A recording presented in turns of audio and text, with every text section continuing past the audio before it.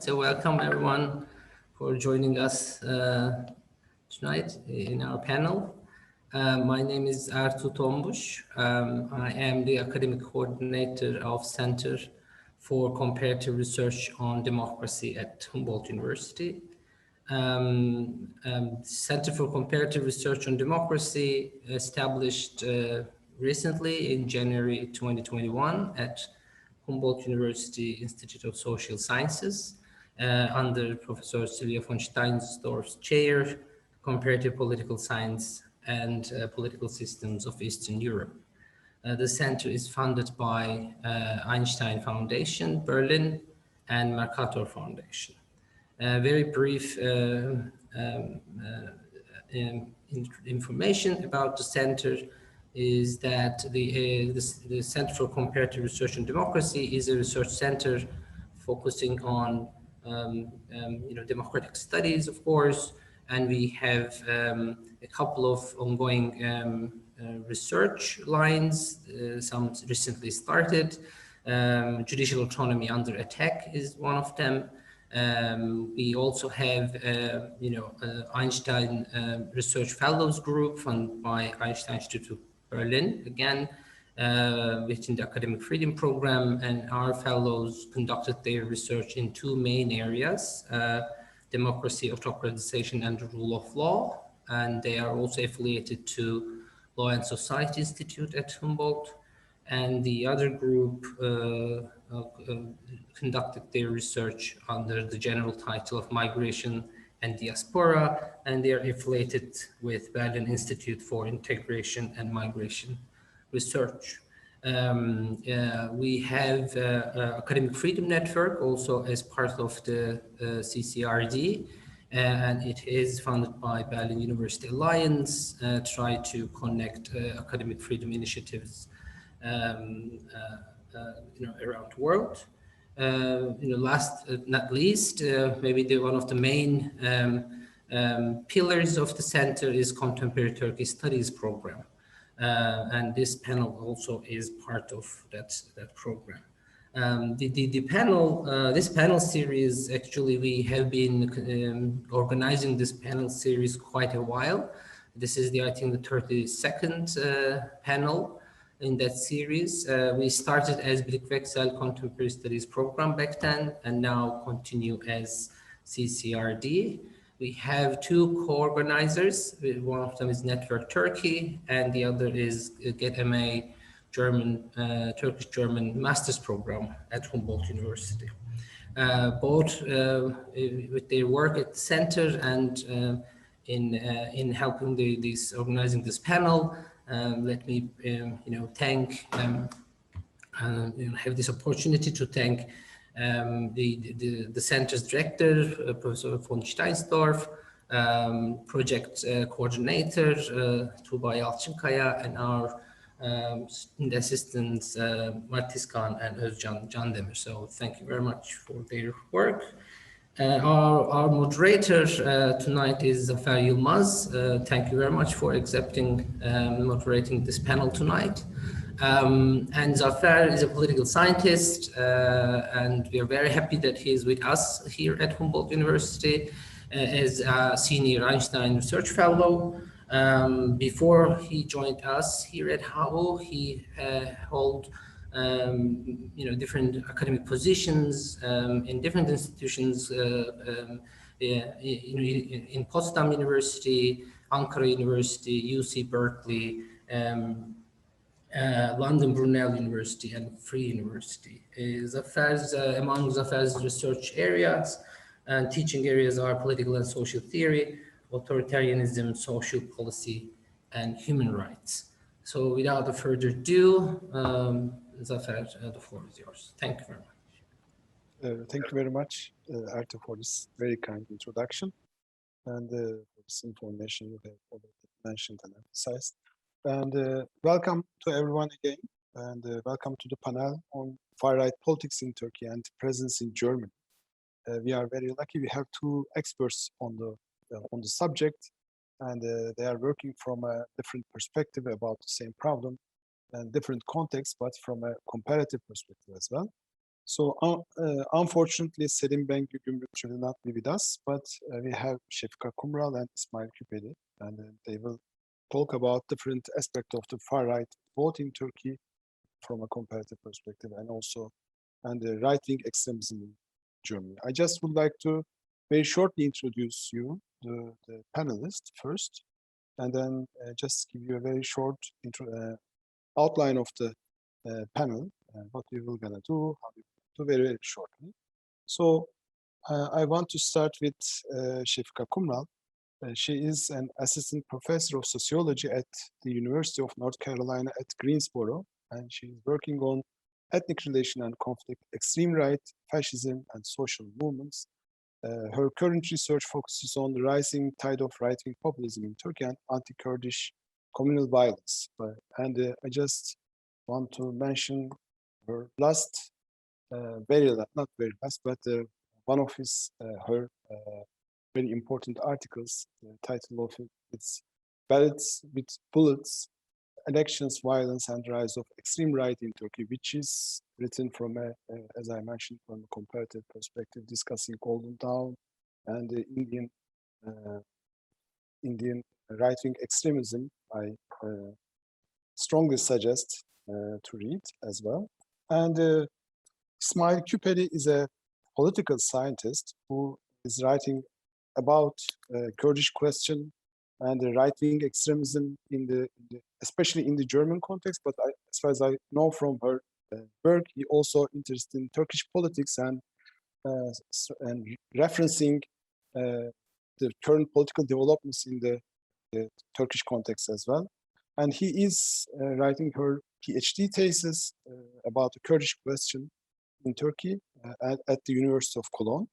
And but he has also many publications about the subject, and he written a lot about right-wing extremism in the German context as well, Turkish right-wing extremism as well.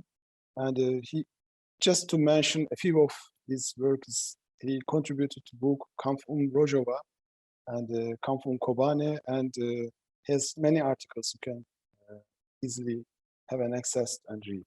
And thank you for both of you today for joining us and today to making the presentation. We will start with Şefika, and then we will continue with Ismail. And during the presentations, your micro and video will be off, but after the presentation, we will open the floor to audiences, so you can unmute your micro and then you can ask your question. You can also write your question the chat as well. I will read them to our presenters. And we will be very happy and glad if you keep it as short as possible, and so that other participants will raise their questions as well. So thanks again, and Şefika, the floor is yours.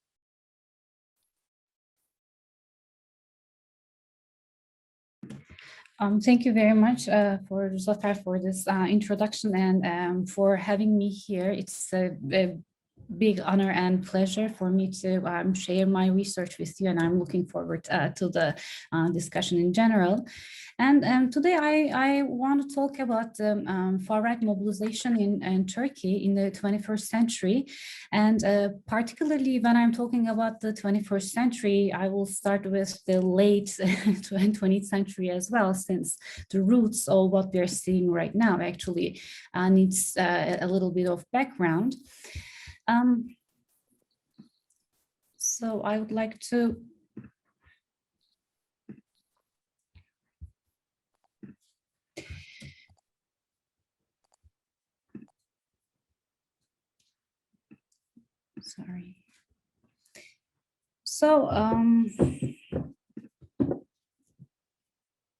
So far-right mobilization in the 21st century, of course, cannot be discussed from what is taking place in different parts of the world. It's the first thing that I want to do is to situate the current far-right mobilization in Turkey within the general global rise of the far-right.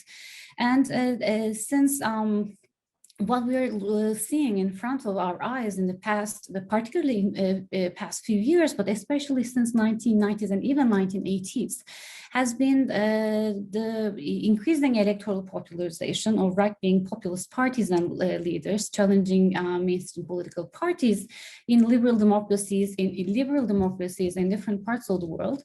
But on the other hand, parallel to this electoral success of extreme right parties, extreme right violence, far-right violence has also escalated in this time period. We see rise of anti-minority and racist violence, communal violence, again in different parts of the world. And one of the important things that has been discussed in the literature is the particular focus that was given to the mainstream, right-wing populist parties that challenged the mainstream parties in the electoral arena, and generally disregarding the quote-unquote skinheads who were regarded as being unable to win political campaigns. But in certain contexts, actually, those skinheads were able to gain enormous political power and were able to gain some or a lot electoral popularization. So we see that in India, in the case of BJP, Modi's BJP, which has this infamous for right-wing Hindu violence. We see it in Golden Downs in Greece, and currently our particular case that we discussed today, the Ülkücü Movement, the MHP, Nationalist Action Party in Turkey, is another example of how a violent political organization and political party can actually gain enormous electoral support and political power. So I want to give a brief background of Nationalist Action Party and the Ülkücü idealist movements. I hope Bengi was here, which would, really make this background much historically deep and detailed. But I'll try to do my best to give a general kind of outline of what Ülkücü movement is. Ülkücü, also known as the Idealist movement in Turkey, is probably the historically strongest extreme right movement in Turkey. Its political wing is the Nationalist Action Party. It actually resembles classical fascist parties in terms of its organizational structure and strategies regarding this organic link between the political party, the grassroots movements, and the paramilitary violence. And this organic link between MHP and the civil organizations is, as the Ocakları or Hearths of idealists, is also important, since these Hearths of Idealists or Ülkü Ocakları are also those youth organizations that know mostly for their violence, especially in 1970s when the Nationalist Action Party and the Ülkücü movement, the Idealist movement, really took its root in Turkish politics. In 1970s, the movement was known as a very violent movement targeting the rising leftist and revolutionary movement in Turkey, and which actually also ended in the 1980 military coup. But one of the things that I also want to underline is that, and this, even though this grassroots organizational structure is mostly violent, it shouldn't be regarded only as a violent movement. It is also a big network of youth, student, worker organizational network and women's organizations as well. So in this respect, there's this organic link between this uncivil society and this political organization. So when we look at the very brief movement history, throughout the 1970s, we see Nationalist Action Party and the Idealist Ülkücü movement as a predominantly violent movement targeting the leftist mobilization with very low levels of electoral strength. And after 1980 military coup, the movement was faced with state repression, and most of its leaders and members were imprisoned due to the violence of the 1970s. And in 1980s, it was the movement generally had a period of reorganization, and so a inter-movement violence. And throughout 1990s, the movement rose from its ashes and entered a period of unprecedented electoral popularization, which most scholars actually and commentators and political leaders actually of that time also regarded as a sign of the movement's and the party's moderation. And since in 2000s, we still saw that electoral popularization, and since especially 2016, we see MHP as a junior regime partner, as the third largest political party in Turkey.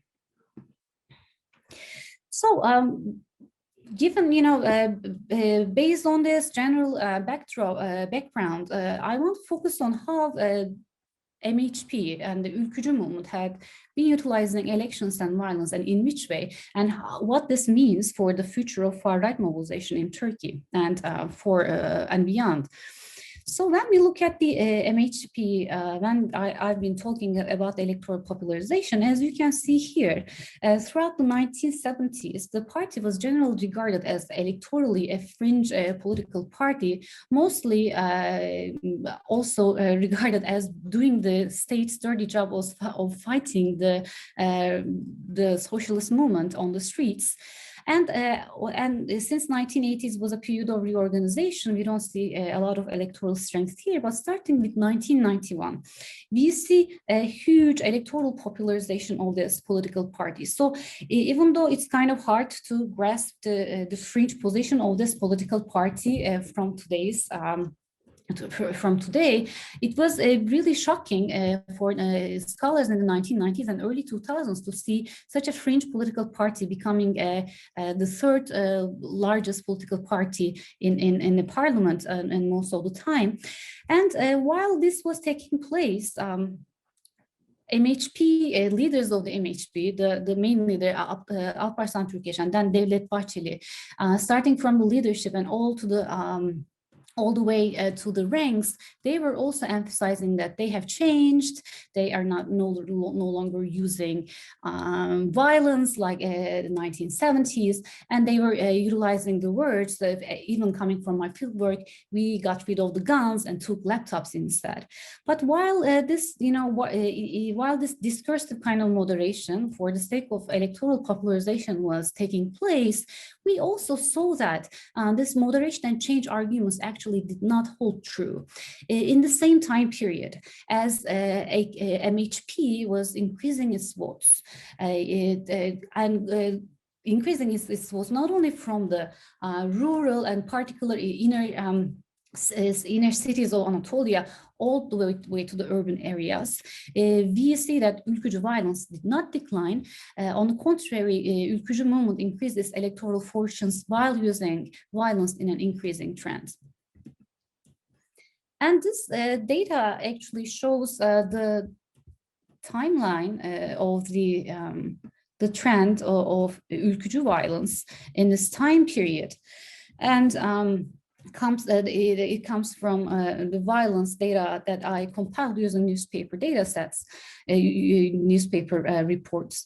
And as you can see, even though 1980s was fairly, flat in terms of utilization of violence, since it was mostly a period of reorganization for the movement.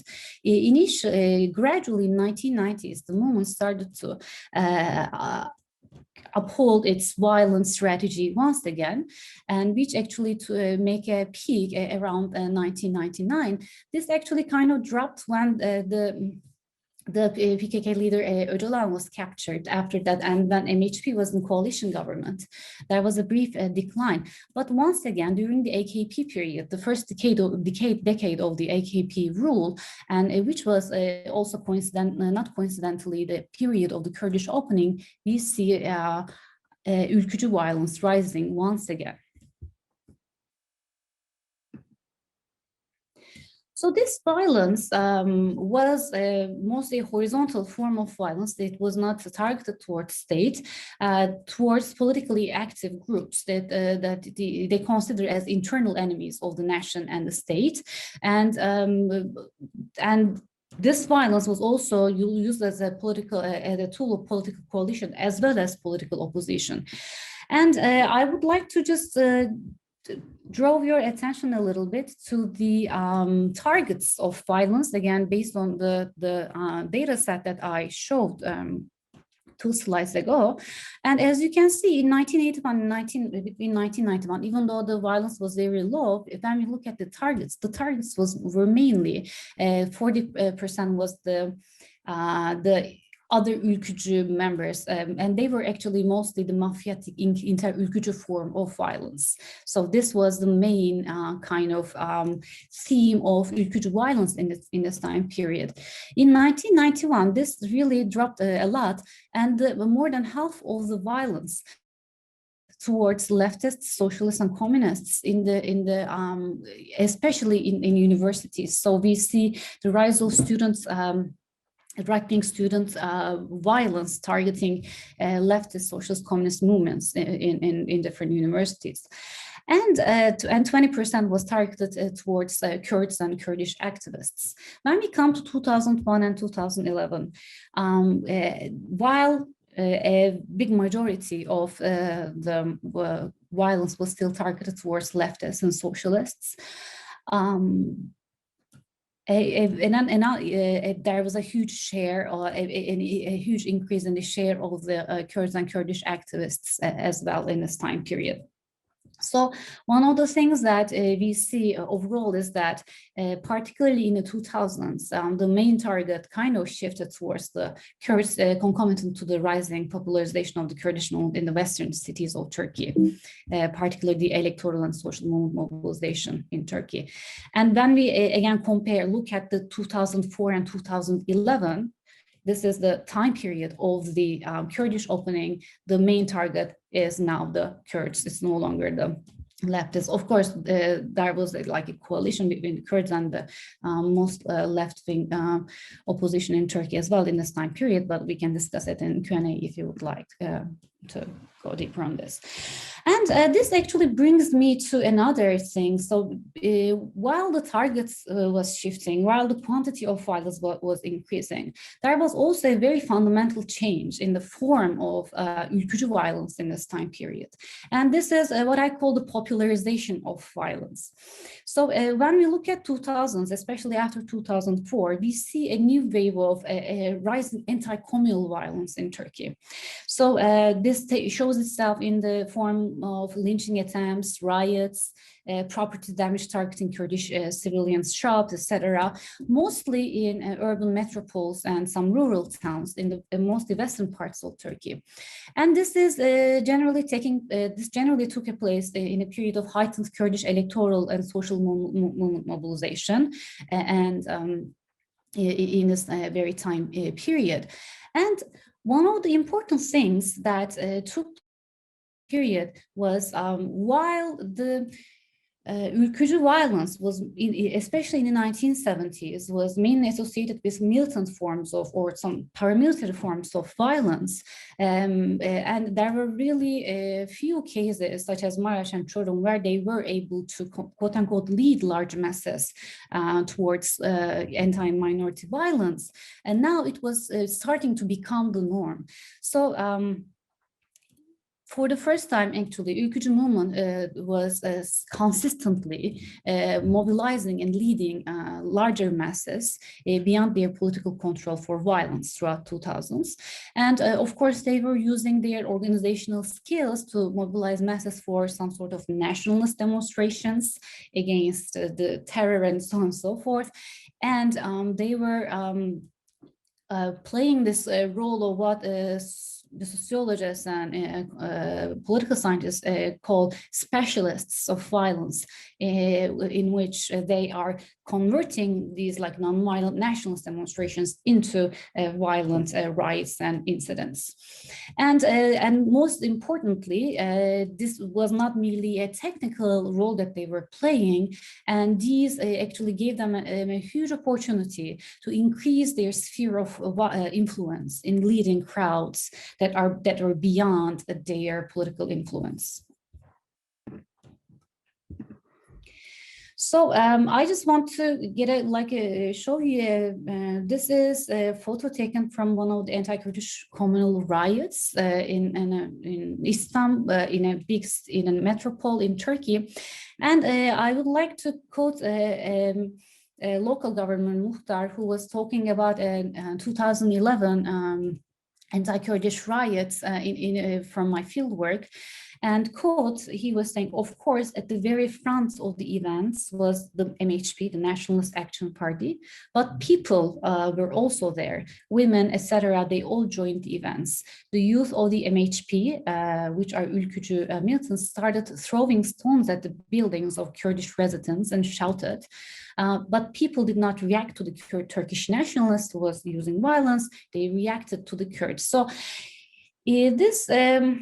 this is a very basic kind of quote, but it's very clearly shows that even though on the one hand the violence was produced by this particular more militant group, they were also followed by a more general regular citizens, ordinary citizens in the society, in the neighborhood, and those like fringe figures of the past were no longer the fringe figures of this particular riot context.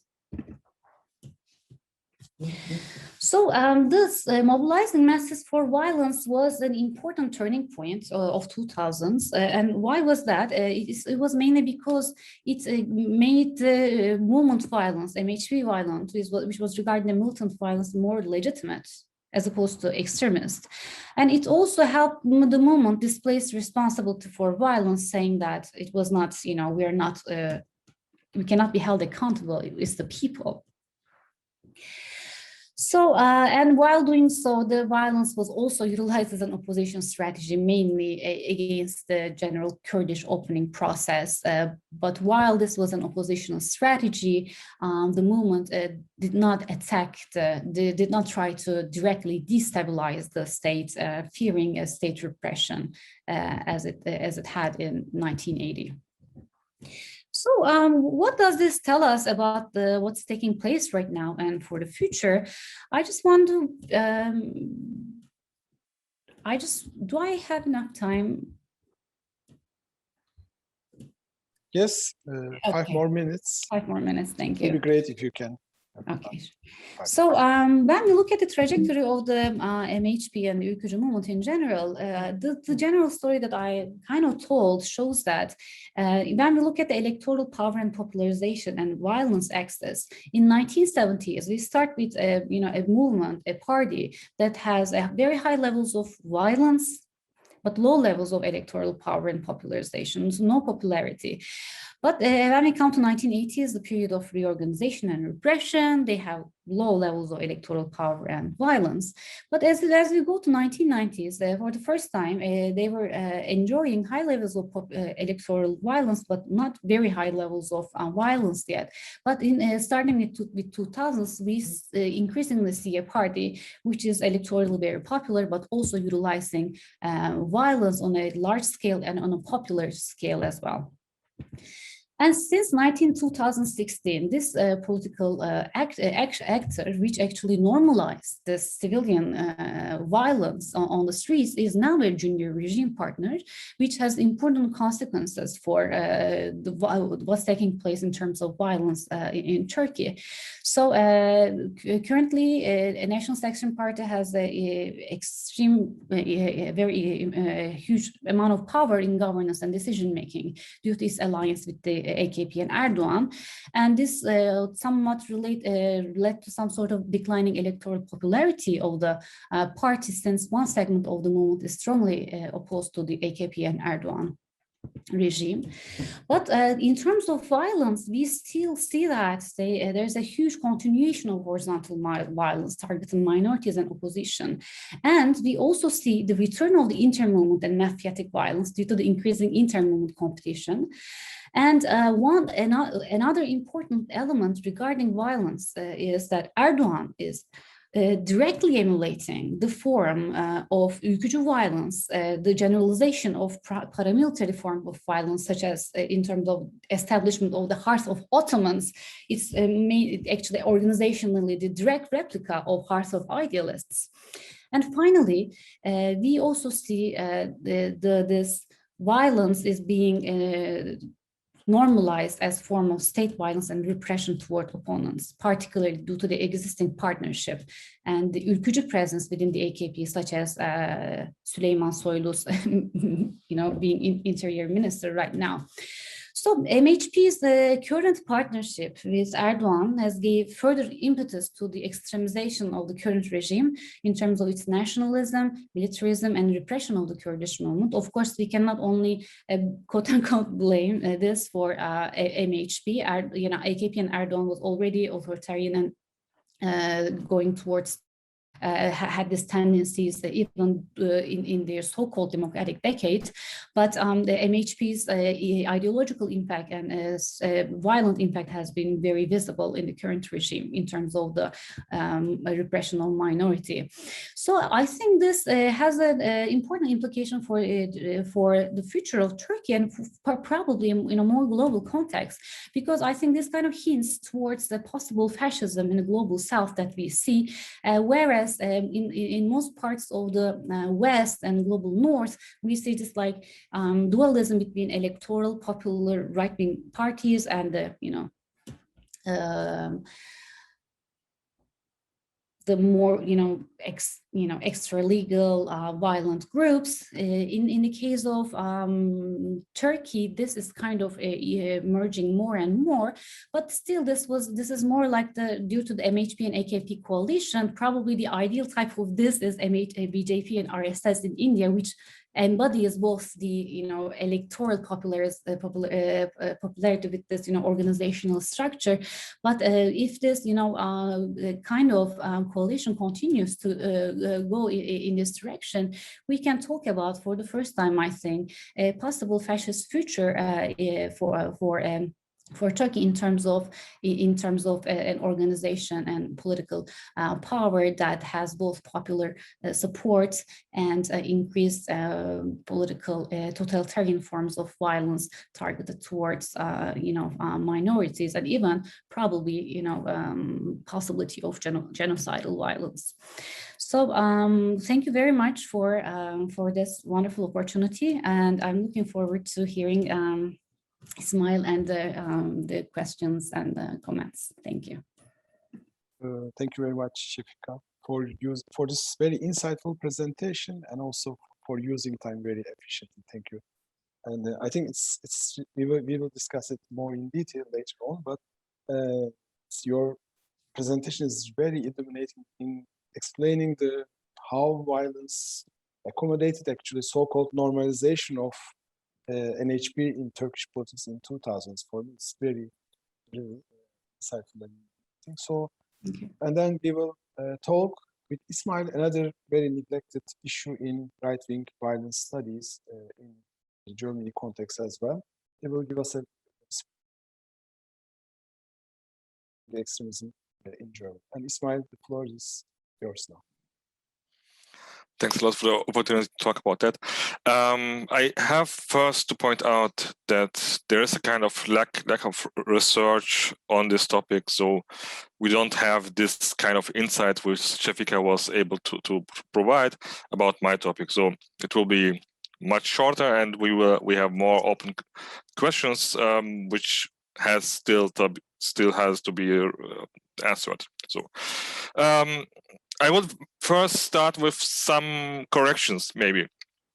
So, title of the speech was the Turkish right-wing extremism in Germany, and I would like to change that to Turkish far right in Germany. So, the meaning of that is we shouldn't talk about the Turkish far right or Turkish nationalist movement in Germany in terms of extremism or fringe or marginal movements. It doesn't really fit in this category. So yeah, this is the first point.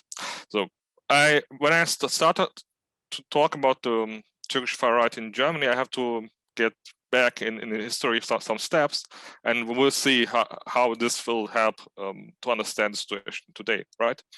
So, and my starting point is actually 1945, and there was a trial in Turkey against Turkish nationalists in this time, including Alparslan Türkeş, which was already mentioned, the founder and chairman for many years of the Turkish Nationalist Party, MHP, and also of the Ülkücü movement itself.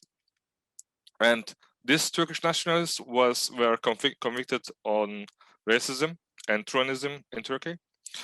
And the trial itself and the sentences which were emitted after a short time showed that the state didn't see the Turkish nationalists as a political opponent movement, but more wanted to just to make clear, the limits of what could be said, what could be done for the more radical nationalist movements like the Grey Wolves or Ülkücü, as you can call them. So the relationship between the Turkish state and the more radical nationalist forces were kind of that they are supporting each other and are more complement to the state and not opponents to the state. So this is the most important point. So, and this principle of the state nationalism and a more radical current, which are the Ülkücü movement, this principle remain to this day. So this has to be clear. And this role of being as more of a support force or instrument to the Turkish state is also fulfilled by the Ülkücü movement in Germany, but in a different way maybe than in Turkey. So when the military coup in 1980 and the repression which followed, this led to a mass exodus from Turkey to Europe, especially to Germany. So, and in these years, many Turkish and Kurdish leftists left the Turkey and came down to Germany.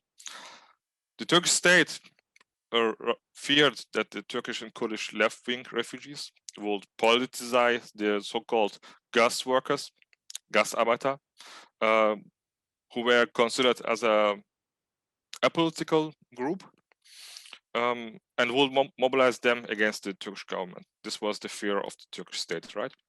So to prevent this, the Turkish state intervened with a massive financial and organizational resources. So the establishment of the DİTİB Mosque Association, the founding of many mosques in Germany, and the expansion of the structures of the Turkish embassies fall in this phase. But also the growth of the Ülkücü movement in Germany, their mosque associations, and the umbrella organization of the Ülkücü movement in Germany, which called Türk Federation. So both the DİTİB mosques and the mosques of the Türk Federation ensure that the conservative and religious majority of the Turkish population in Germany remained within the reach of the Turkish state and the Turkish nationalism. This was the function of this mosque. In Germany, Turkish far right organized mainly under the umbrella organization Türk Federation, which includes mosque associations as well as social political centers, especially for youth. And in these centers, the young Grey Wolves, the young members of the Ülkücü movement, are ideologically trained and integrated into the party and the association structures. Nationwide, the Turk Federation has about 7,000 members, and this makes the Turk Federation one of the largest right-wing extremist groups in Germany. So sometimes you heard that this is the biggest one, but you can, maybe this is not really true, but it's one of the biggest. This, you can say that. But the Turkish nationalist movement in Germany extends beyond this umbrella organization and includes two other associations. One is the offshoot called Union of Turkish Islamic Cultural Associations in Europe, ATIP, which gathers about 120 mosque associations and presents itself rather moderate. And because of this, it offers a kind of opportunity for Turkish nationalists who find the MHP and the Turk Federation too radical to remain in the milieu of Ülkücü movement, in the milieu of grey wolves, but to point out that they are moderate in comparison to Turk Federation. ATIP has about 8,000 members nationwide in Germany. The other mosque association, which also has to be mentioned, is the Union of Turkish Cultural Associations in Europe, ATB, which organizes only about 20 mosque associations and is ideologically close to the Turkish Islamist Great Unity Party. And you can see it's much more smaller.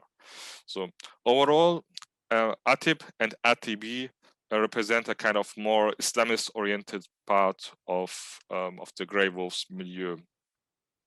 Yeah. In addition to this organizational details, we have also talk about the violence of the Grey Wolves. There were many attacks on Turkish and Kurdish lefts in Germany. The murder of the Turkish communist Celalettin Kesim in Berlin 1980 is just one of the better known cases. We have many other murders and attacks from in the 80s which are still not being dealt with, and there's still a kind of lack of research on this topic on the far right Turkish violence in Germany during the 80s and 90s. So in the recent years, two groups emerged, which were Osman Germani and Turan e.V. And these groups were responsible for numerous attacks on Turkish and Kurdish lefts. Both groups does not exist anymore officially, but you can still see their symbol and their name in public again and again. So it's quite clear that the Turkish nationalists, which were organized there, will organize themselves in another groups in future. It's just a question of time. In general, you can summarize that there is nothing to suggest that the relationships between the Turkish state and the Ülkücü movement will dissolve in the near future. Not in Turkey, but also not in Germany. So if you talk about action against the Grey Wolves or fighting against the Grey Wolves, this has to be taken into account. So you can't discuss this topic as a fight against a marginal or extremist group. It's a state-supported, state-funded group which has a quite broad support in Turkey and in the Turkish population in Germany. During all this time, the political left have been calling for a more decisive, more strong approach against the Grey Wolves in Germany, and in this context also for a ban of the Turkish nationalist associations.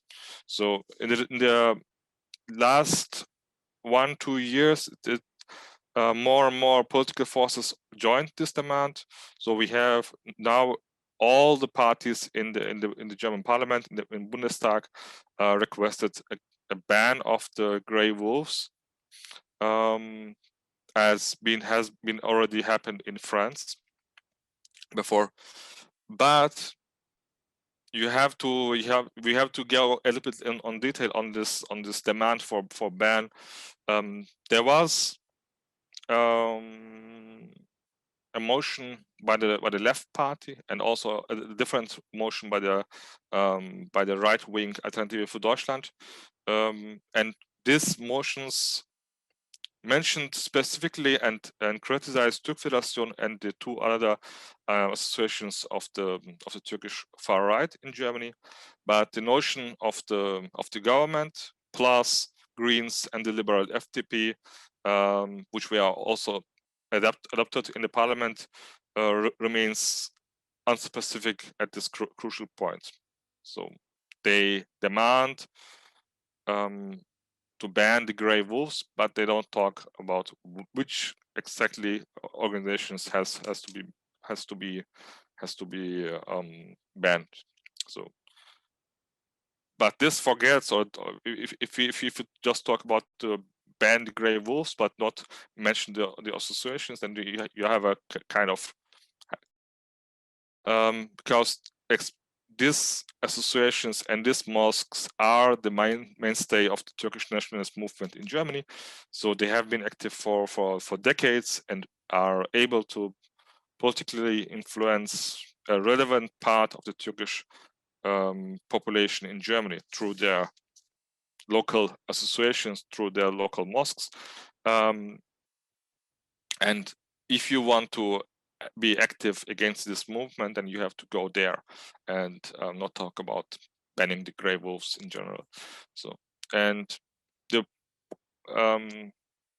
reason why we talk about why the debate in Germany is like that is that for a really long time Turkish nationalists were able to successfully maintain an appearance of a normal, not political associations to the German public, claiming that their activities in the districts did not follow any ideology.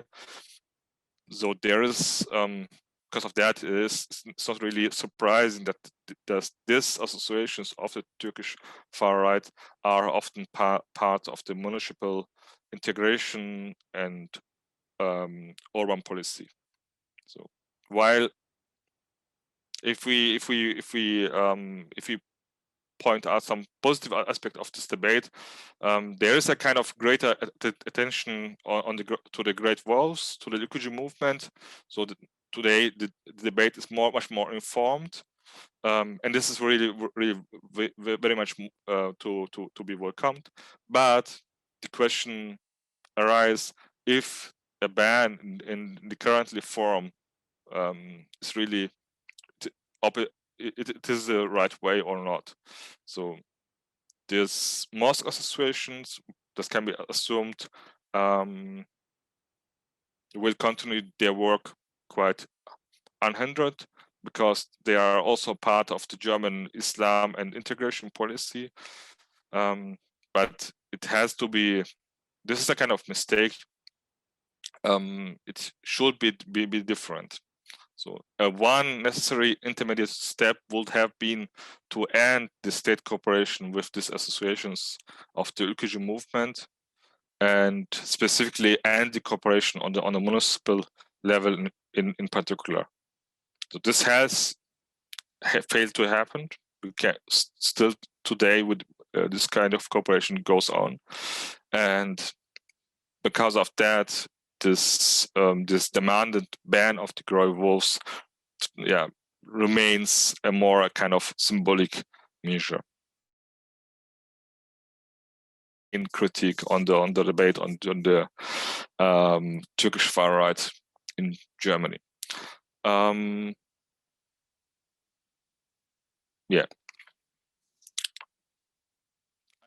would point out some questions on Shefika in the discussion, but for my part, I will just make it short like that, and would happy to discuss the questions later.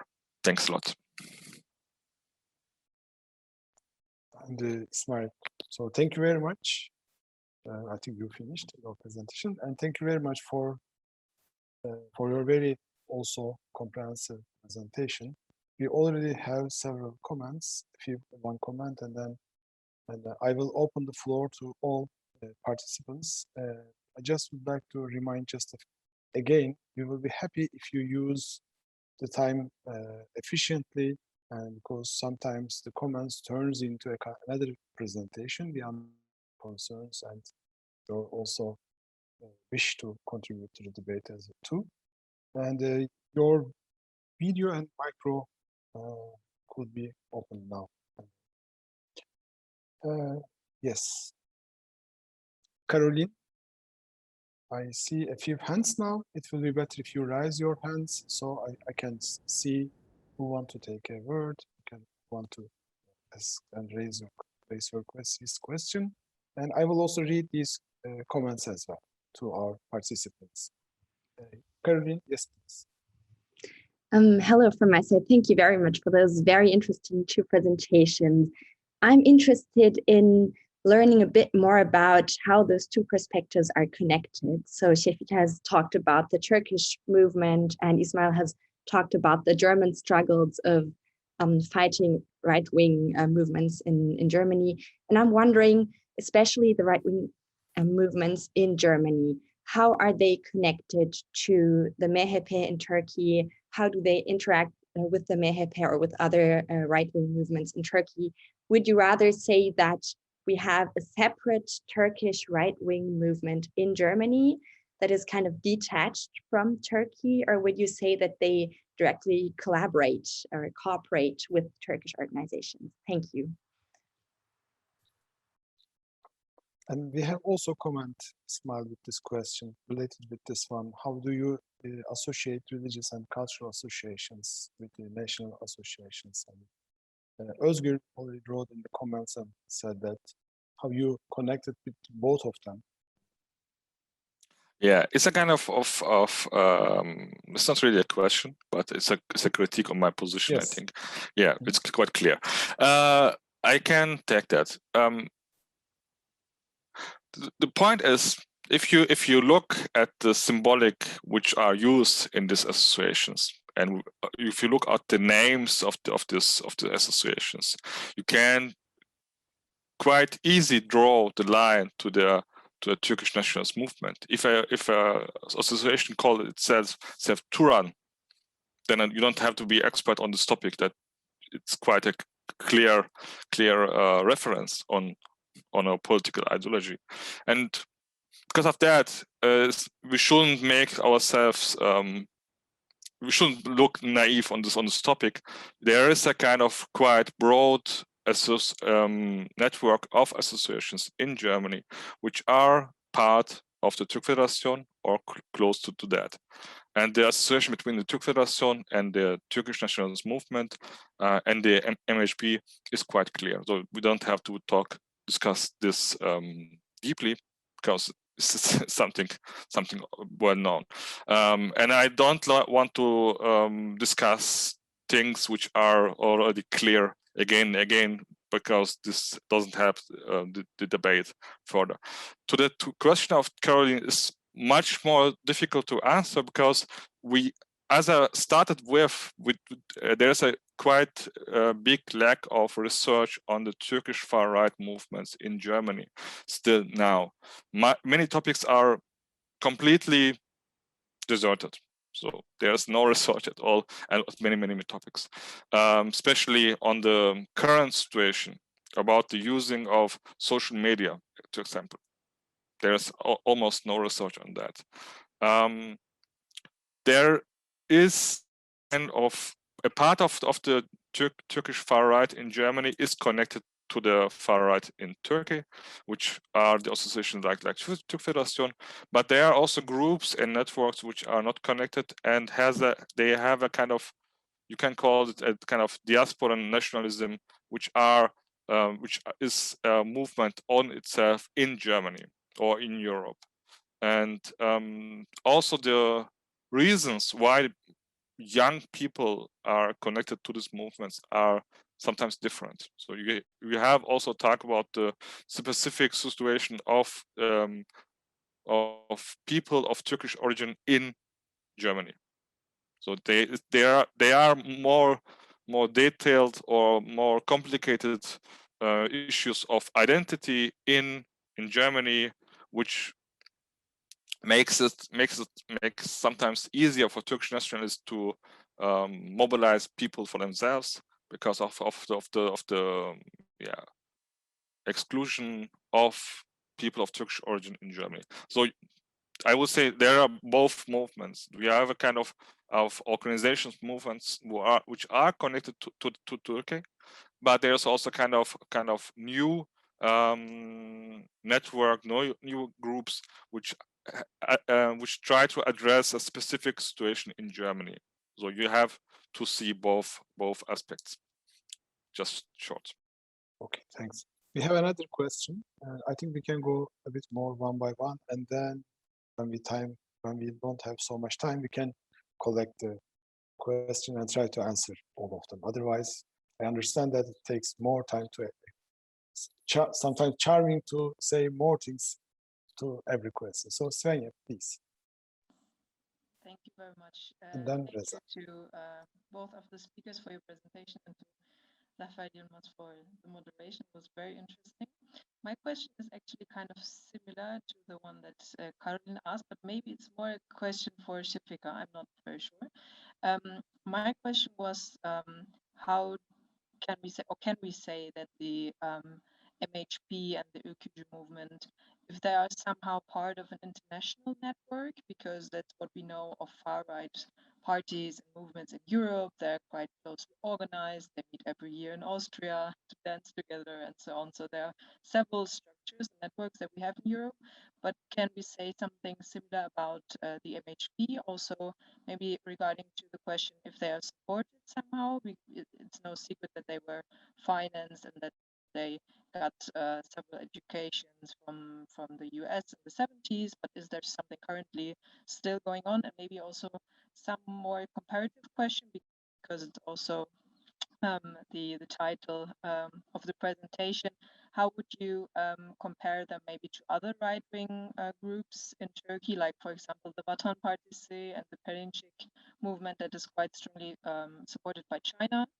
But it's also, I think, a very important agent of another right-wing movement in Turkey. So that's some questions I have. So thank you. Who would like to start? Şefika, would you like to say something, or your micro is, yeah. Your micro, we can't hear you. Yes. So thank you very much for this very important question. When we are talking about situating the global, it's of course these global cases, they are similar, they are comparable, but they're not totally independent from each other. So even though so that's why this question about this more causal relations, how this like global networks or institutions or countries like are impacting this far-right mobilization, far-right in Turkey, and particularly MHP. So one of the things, one fast answer that I need to give, even though MHP is not, as far as I know, it is not comparable to this like the interesting network between the far-right nationalist movements in Europe. MHP is not a member, or at least a close member of that kind of a network. That's one thing that I can just mention.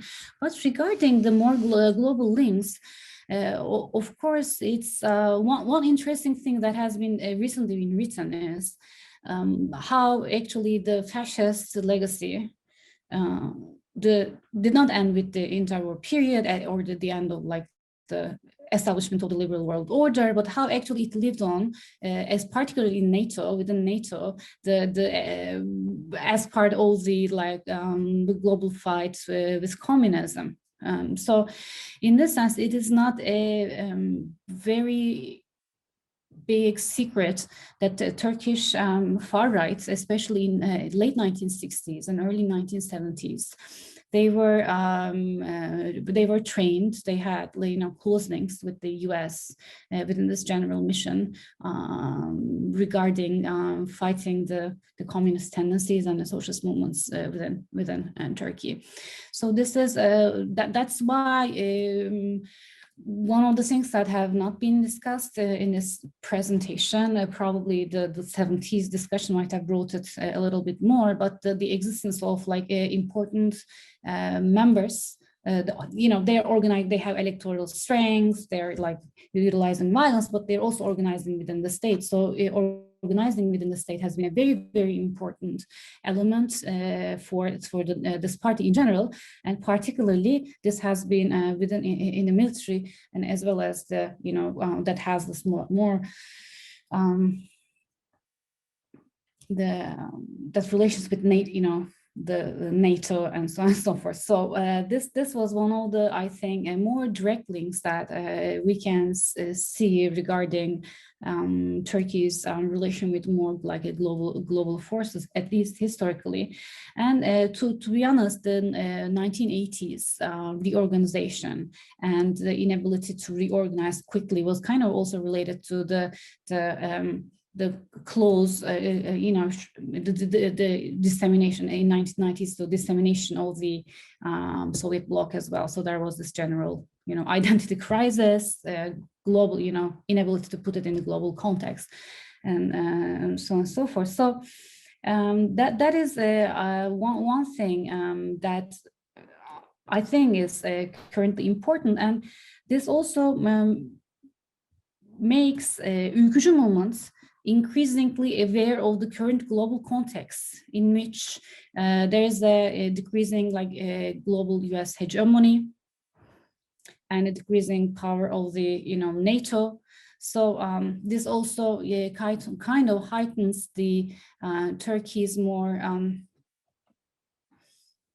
power plays within the region in particular, and within NATO in general. So I think this is kind of a complicated answer, but I think there is a general period of disorganization in terms of the global impact of far right. So far right is becoming in Turkey a more independent actor on the global scene as well. That's what I was, you know, trying to, you know, come up to. And I think this is also related to what Vatan Partisi as well, and other right-wing groups. So we also see other forms of interesting, you know, right-wing groups resembling more fascist kind of organizational structures emerging in Turkey as well, having other forms of, you know, global and international agendas for Turkey.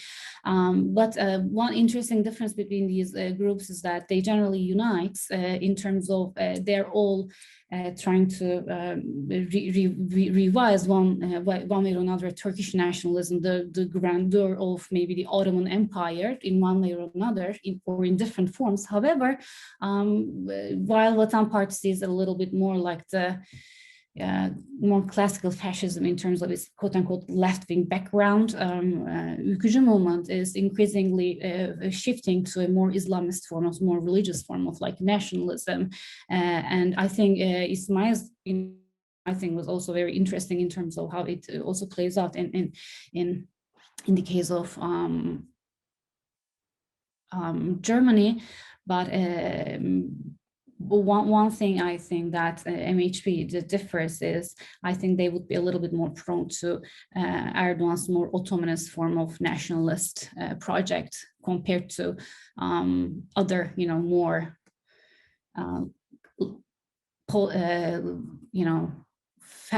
you know, neo-fascist kind of political organizations that have more leftist background. So I hope this gives some, you know, answers to the questions that you have.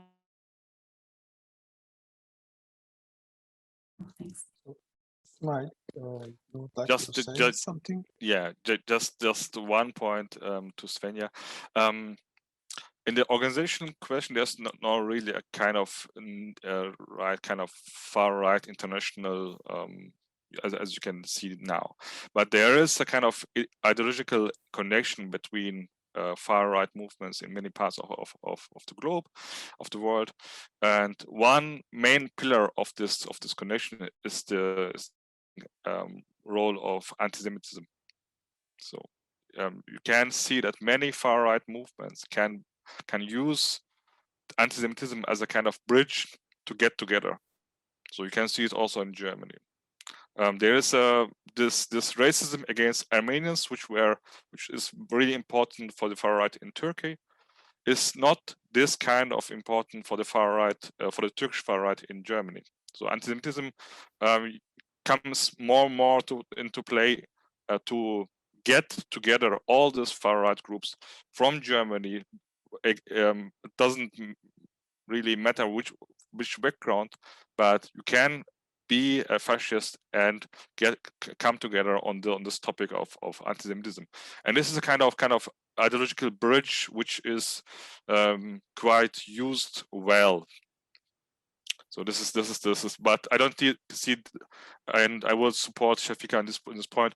I don't see this kind of organizational structure between Turkish far right and far right in Europe. Thank you very much for this very short answers as well. So we have 3 more questions. So better maybe we can take 3 of them together, so that we can take another. We can make another round and collect questions. Is it okay for you, Shafika and Ismail? Okay, great. First Reza, and then Eren and Aydın. Yes, first, thanks to both of you, Ismail Bey and Shafika Hanım, for your interesting presentations. I've got actually 100 of questions, but I'm limiting it to 2. And I think the most of them are to Ismail Bey because it's concerning the grey wolves in Germany. I've got, the first question is, what is the role of the German state concerning the grey wolves? Because I think we know that Franz Josef Strauss was one of the helping founders of the Aktiv. And what is the role now? And is there a continuation, or was there a time when it just stopped and then nobody knew who started it and everyone forgot it? And then it's a follow-up question. I think some people say the grey wolves in Germany are the biggest right-wing party movement in Germany, and some don't. I think you also say you don't, but is it because of the numbers, or is it because of the quality of the grey wolves? That's my question. And the second question is, would you consider the grey wolves as a danger for Germany or a security threat, or more for the Turkish or Turkish Kurdish society in Germany? Thanks. And Eren? Yes, thanks for both of you. My question is concerning the degree of violence in Turkey. Shafika, you said that it decreased in the 1980s and has increased since then. I'm not really well educated about the violence, about the far-right violence in Turkey, but I know about these massacres in Kahramanmaraş, for example, and I'm asking how that fits in. If you say it's about as equally violent today as it was before 1980, how come we don't see that? How come we don't read about massacres like that? Or how does the violence look like? What are the actions the far right is actually doing? Like, yeah, what actions do they take? Yeah. And Aydın. Yeah, thank you very much, both of you. Also, my question would be directed to the Shafika and following with Eren's point, because I was also kind of struggling about finding some resources and research about the merge between Islamization and nationalism, since Maraş and Çorum massacres was the time that the Nationalist Front government was established. So how you see the merge between Islamism and nationalism throughout the history? Is that we trace this and somehow connected the current rise of violence? Thank you very much. Maybe it could be nice if you add another question. Çetin also raised the question in the chat section. He says, I would like to ask Ismail, what kind of relationship is there between German political parties, politicians, and Ülkücü movement in Germany? So the 4 questions, questions from 4 people we have. So Okay. Yeah, quite difficult. Shafika, should I start? And then, okay. Yeah, the first question is about this state support, not support of the German state for the Ülkücü movement in Germany. I think the main time frame for that, this was the 80s, and not today. So when this movement getting bigger in the 80s, it was kind of support by a part of the German state, specifically by the CSU and Strauss, and using the Grey Wolves kind of as a kind anti-left, as a kind of anti-communist movement, and this give this movement an opportunity to establish itself in Germany. But today we can't talk about this topic that the German state is still supporting the Grey Wolves or Ülkücü directly. But there is still opportunities for the Ülkücü movement, specifically on the local, on the municipal level, to use the structures of the CDU, of the Conservative Party, to get to political positions, to get mandates, and so on. And the CDU is still really sometimes they just don't want to see it, or they don't see it. I'm not sure, but there are many Grey Wolves, Ülkücüs, which are members of the CDU, and they are still active within the Conservative Party and are not thrown out. So this is a kind of still a topic which has still have to be discussed, and you have until today you have to point out in this city there are Ülkücüs in the CDU, and what do you want to do about that? So yeah, this is one thing. About the numbers, I'm really not so sure if you can say that the Ülkücü movement is the biggest right-wing movement in Germany. Why? There are two reasons. One is the numbers which we have are not really this clear. So we talk about 7,000 members of the Türk Federation, but we don't have any insight how many of them are really politically and ideologically near to the Grey Wolves. Are they really Ülkücüs, or are they just members in this organization because of other reasons? And this has to be cleared. And the second point is, with the rise of the Alternative für Deutschland, which is a right-wing movement party, in my eyes, you can't talk about the Türk Federation as the biggest right-wing movement in Germany. So these are the both points which makes me a little bit more critical about this motion. And the danger of the Ülkücü movement for the German public, I don't see that. There is like a specific problem for Turkish and Kurdish leftists, for sure, and for at some point also for Armenians and other specific groups, but I don't see a broad or general danger of the Ülkücü movement for the German state or for the German public. So this is we should be realistic on this point. And this last point of Çetin, there is still this relationship which I tried to describe, that specifically in the Conservative Party there is still a presence of Ülkücüs, but they are trying to not show themselves as Ülkücüs or as Grey Wolves, but present themselves as normal Turkish conservative religious people which are not political in any case. So this is they are still to hide their real ideology, their real political stance, and are active in this way. Yeah. Yeah. If you finish, then we can call it Shefika, and then collect another round because we don't have, unfortunately, too much time. Yes. Thank you very much for these wonderful questions. I would like to start with Eren's question regarding the degree of violence in Turkey.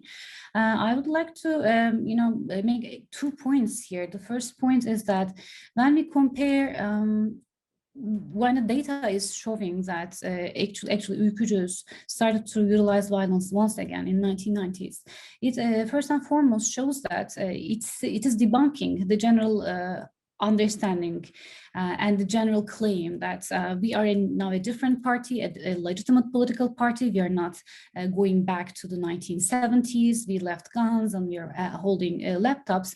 And this actually shows that even though, especially in 1990s, the levels of violence was low, it was gradually increasing. And this shows your training their youth, not only through kind of books like Ideologies and being members of MHP, but also on the streets as well. So this is one of the, even though the violence was not at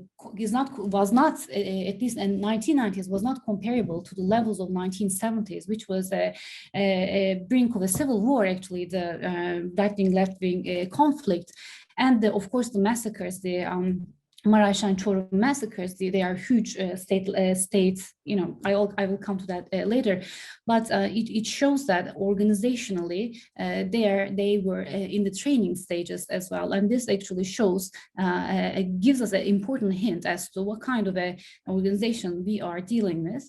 And secondly, in terms of the actual degree of what we are seeing in front of our eyes compared to the Maraş and Çorum massacres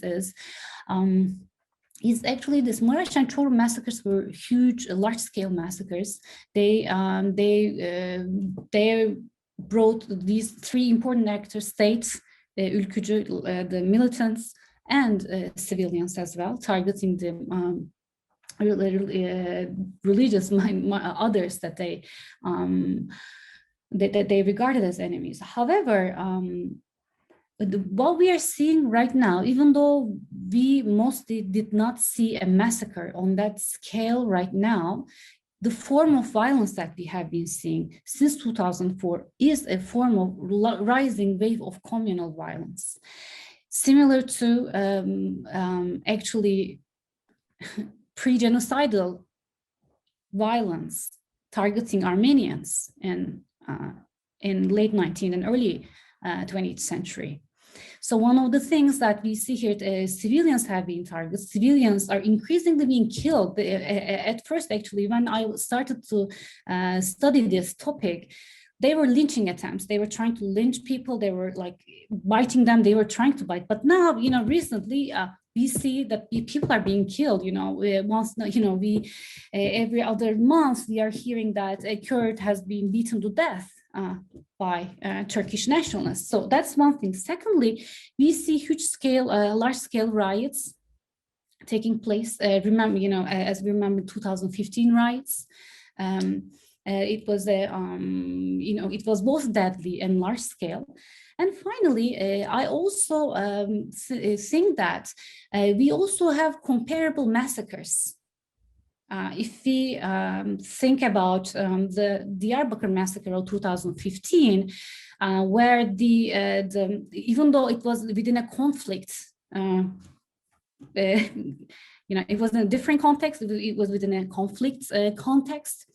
But again, similarly, when you look at the killing of civilians, it was done not merely by security forces, but there were paramilitary forces that were actually members of the Ülkücü movement that went there, that were trained there, and they were actually the special kind of forces that also created some sort of alliance with other paramilitary Islamist groups. So when we look at that in terms of the at least analytically speaking, in terms of the state and paramilitary violence, targeting civilians, I think it is comparable to Maraş and Çorum in this respect.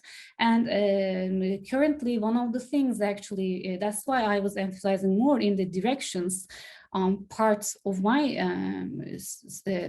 talk, because at the moment we had seen throughout the 2000s, we see this organization with this violence agenda to direct popular masses for violence, but now that they are like in the junior partner, they probably have much more capability in terms of leading some sort of massacres when necessary.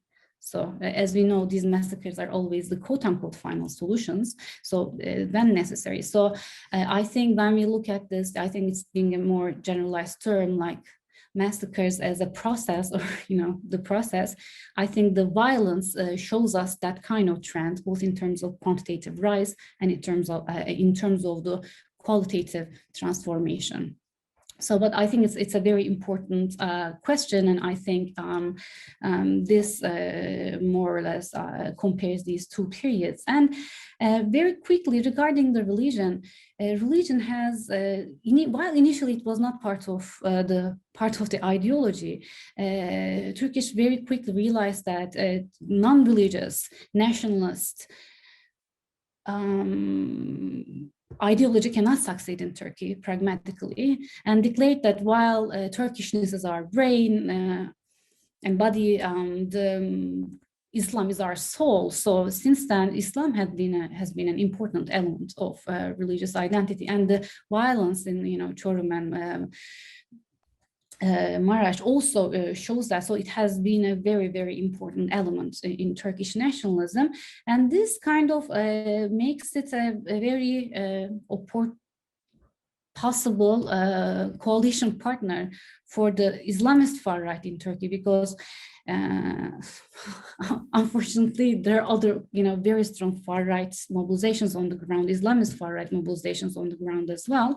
And this current coalition between these different these organizations, I think, is largely due to MHP's incorporation of Sunni Islam as part of ideology and mobilization. So I think, yeah, that's a very important element of mobilization and violence. Thank you. Thank you again for questions and for all these answers.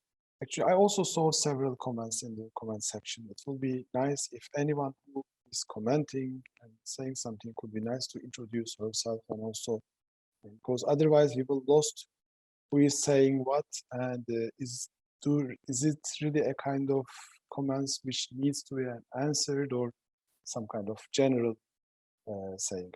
I appreciate if you introduce generally yourself and formulate it in a kind of question, and then you can get really we can try to discuss with our panelists this question as well.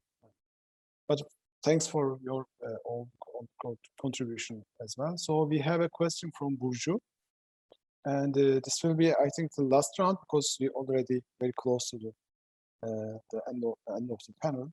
And if you don't have any other question, I will start with Burcu and then maybe add something, the last comment, and then we can wrap it up all the discussion. Burcu, would you like to raise your question or already wrote it in? Sure, I actually wrote, but I can say I would like to, as an addition to Aydın's question on relation between Islamism and nationalism, I would ask Ismail Küpeli that how Islamism is embodied in grey walls in Germany. Thank you in advance. Any other question? Then okay. And a very short question about this to Şefika. And Ismail very briefly point out that it's a kind of state nationalism. Actually, that's not, but there is a strong connection between, as you also emphasize strong connection between state and nationalist movement in the context of Turkey.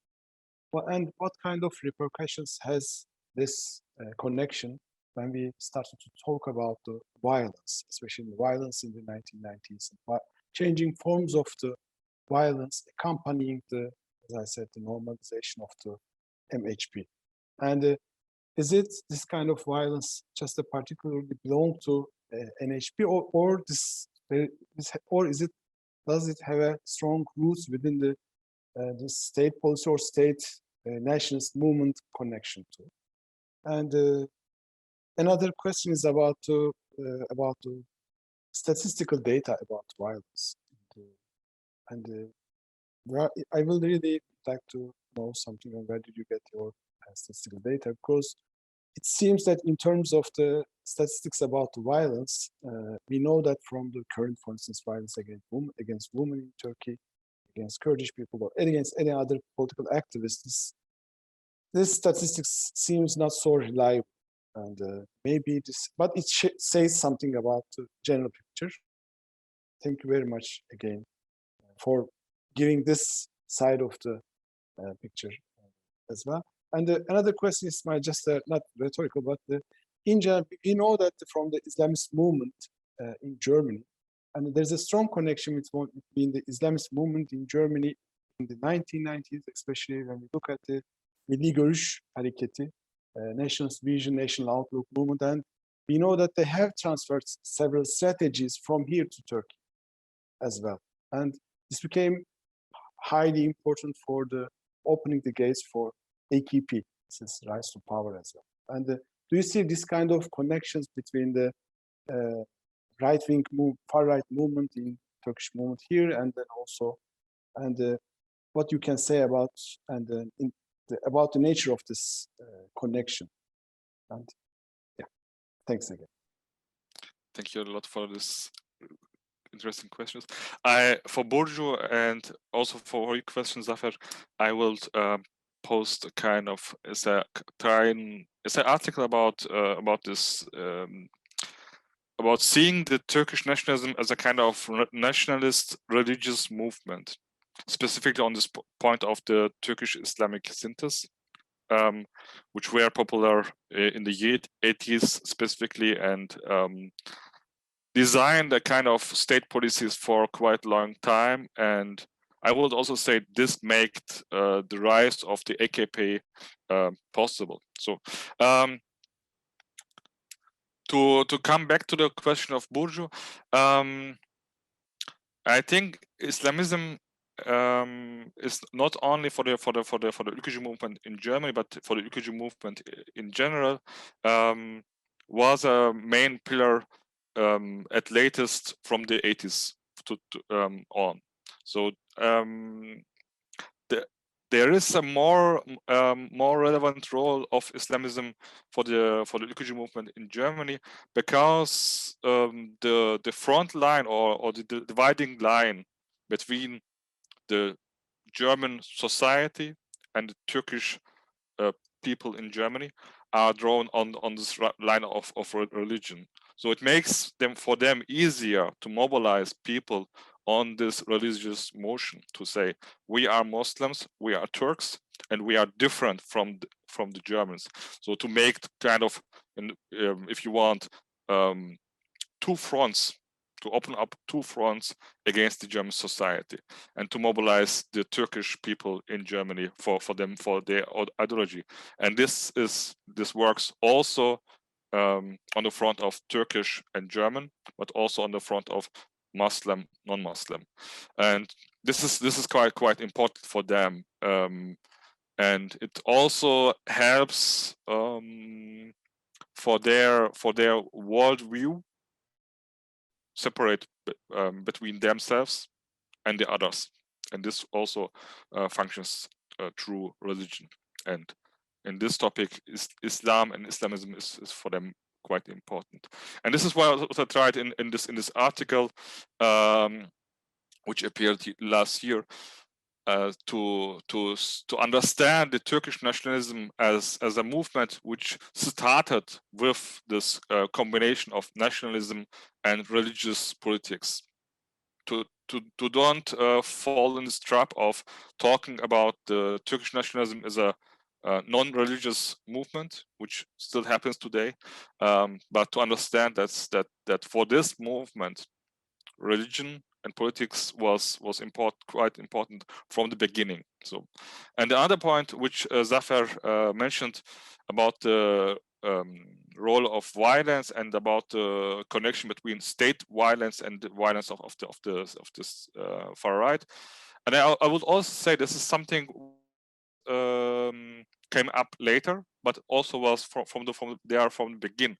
If you talk about the Young Turks, if you talk about the start of the Turkish nationalist movements at all, then we can see that violence from the state, but also paramilitary extra-legal violence was there from the beginning. So there was a kind of political idea, political utopia, a kind of idea of Turkish nation fighting against its enemies. And for that, you need state violence, but also violence from other forces like the Ülkü movement and similar groups before. So I think both points belong together. And there may be one small critique to Şefika. I'm not really sure if in your data the violence of ülkücüs within the state organizations are really considered. So we have seen that in the operations in Cizre specifically, there was a kind of quite big and visible presence of ülkücüs in the army and in the police. And I'm not really sure if this kind of violence, which is violence, I think, is considered or not. And this will be maybe make the picture a bit more clear and to see the whole picture. But I'm not really sure. Thanks.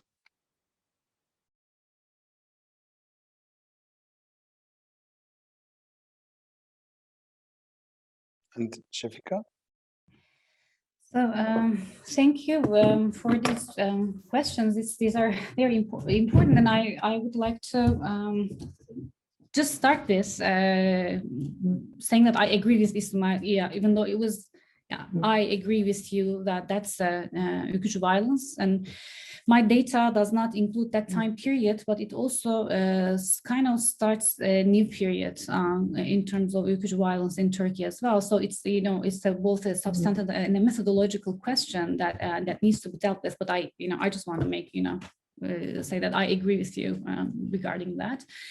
And in terms of state relation with MHP, this is since 1970s, the MHP has been regarded as the right hand of the state. This is actually one of the general discussions that are generally made about most neo-fascist or kind of even classical fascist mobilization. But one thing that that was very obvious from the very start in Turkey is that there was a complete cooperation between states and the ülkücü movement regarding their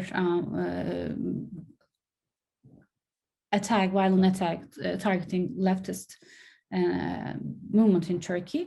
So this is actually one of the critiques that, not the critiques, but one of the things that Tanıl Bora is saying about the weakness of this movement, because this movement was never successful as a actual fascist movement, because in Turkey the nationalist movement could never escape the grip of the state. They were always operated mostly right. They could never become an independent actor from the state's agendas, political agendas. I think one of the questions that always I had while studying this is to what extent they quote unquote achieved their independence after they were repressed after 1980 coup. So even though they were saying that we are in jail, but our ideas are in government, but still I think there was a big turning point in terms of Nationalist Action Party, the idealist movements. I think sought for a little bit more relative independence from state. I think after 1980, I think it was a turning point. And even though there is a cooperation, between state violence, the security forces, etc. At some points, I think MHP is more of a driving factor in terms of guiding violence in certain on certain levels. So I think they have more relative independence, at least, cooperation is there, but there's also some sort of relative independence, generally speaking.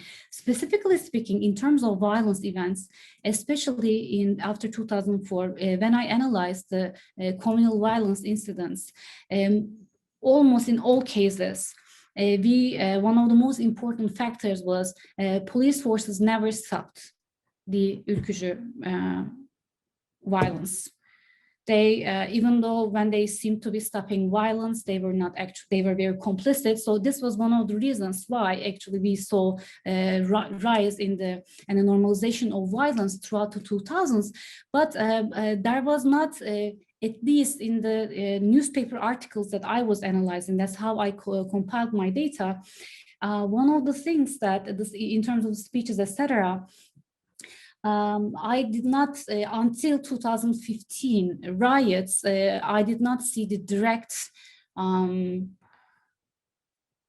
2015, the police started to lead the riots rather than just being complicit. So I think 2015 was more like a visible turning point regarding state force, security forces, actual, police forces, actual involvement in violence towards civilian targets.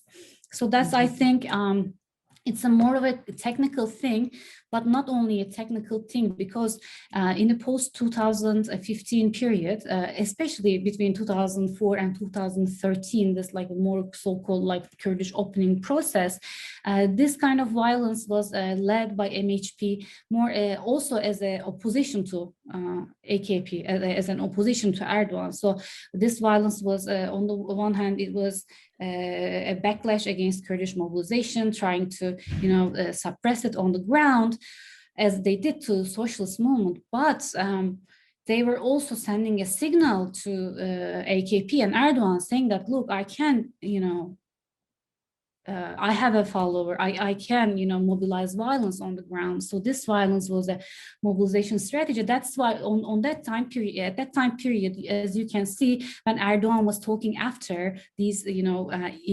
incidents, they were saying, Kurds should be careful, or people should be careful not to play with the sensitivities of the people. But they were also saying, talking to the MHP, saying that, but do not use this, do not take advantage of this. So they were also kind of wanted a little bit more stability. In this sense, I think, if we, of course, equate government with state, but it was more like a government opposition strategy. But after 2015, I think the real, I think, merge of like state and MHP violence has gained full force. I think I think that's a real turning point, and I think it also relates to Ismail's comment on the particular violence.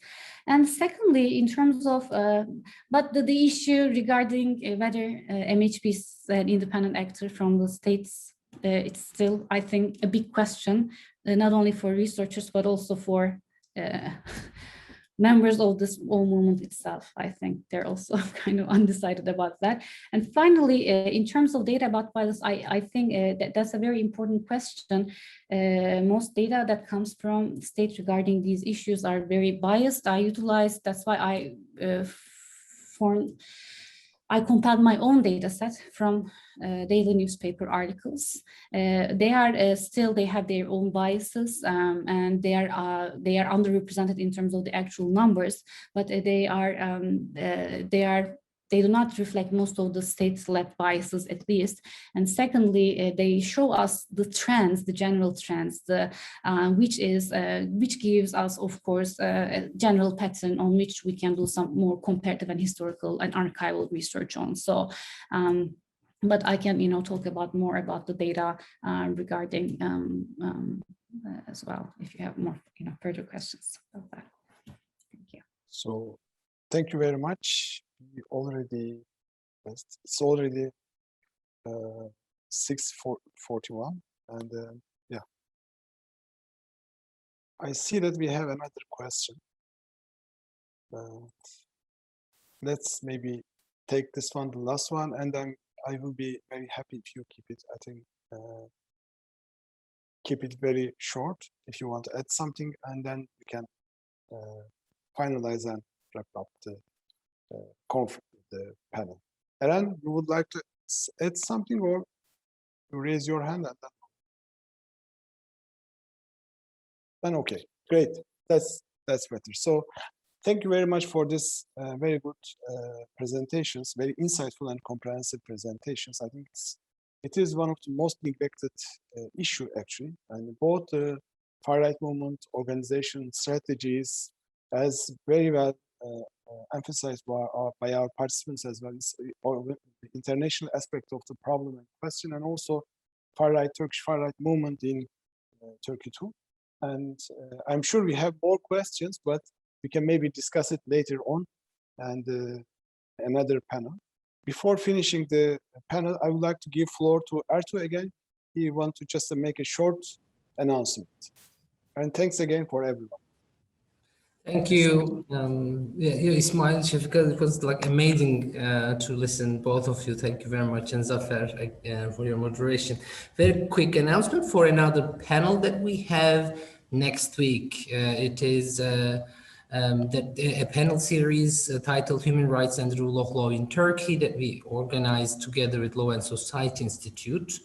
And 28th of April, at 5 p.m. Berlin time, return of the dissolution of political parties to Turkey's political legal agenda. Our speakers will be Filiz Kerestecioğlu, Member of Parliament from HDP, and Murat Sevinç, columnist and political scientist.